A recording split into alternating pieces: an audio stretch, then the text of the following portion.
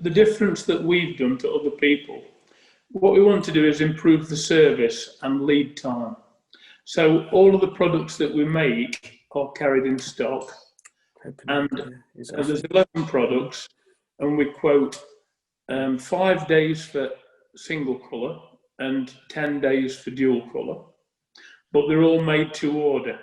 So we've spent an awful lot of time and money gearing that up.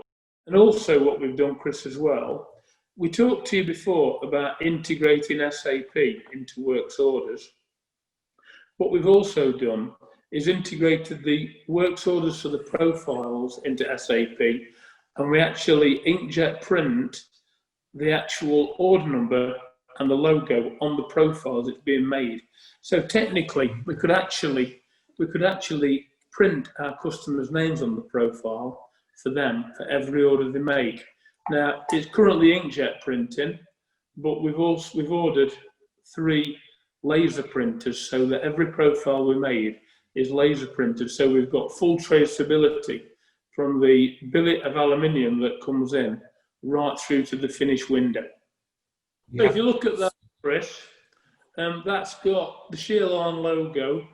It's got the works order that the customer places with us and the date and time it was manufactured, so we can trace all the individual components back to when they were made.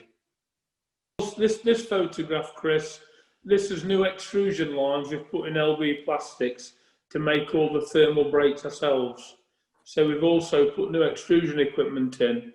So nobody else in the UK makes their own thermal brakes like we do.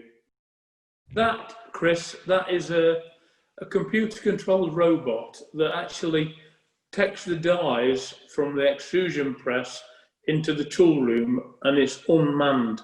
So that costs around about 60,000, and obviously on the extrusion press, it can change the die within 6 seconds.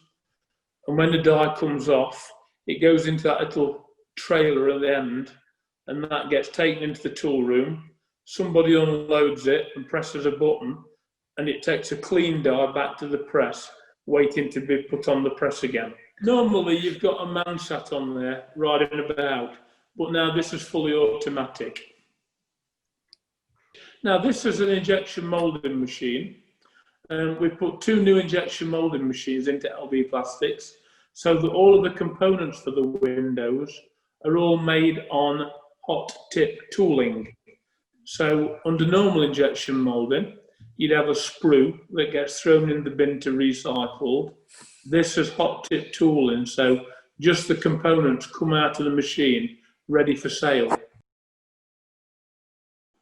So this is a new EDM wire erosion machine that's in the tool room at LB Plastics, and this is used for modifying tools on the aluminium extrusion press and also on the LB Plastics side for making tools and developing tools. That's a wire erosion machine.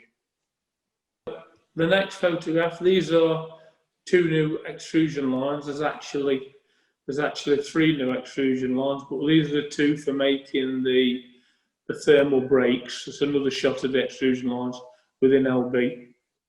This is on the extrusion lines in LB, the little co-extrusion gaskets that Dave showed you. These are co-extruders actually mounted on the calibration table. So the profiles where they have flexible material injected onto them are actually mounted on the machine, so it's all self-contained. This is a photograph of the assembly shop for the assembly of profiles. And we've done lots of very clever things in there, but this shows you the profiles all ready to be assembled or picked.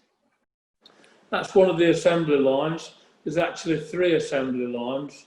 There's 2 at the front and 1 at the back, and they assemble the profiles. That's another shot of it. That's with the main profile coming through. You can just see the inkjet printer with the stainless steel arm printing the profile number and the details on the side of the profile.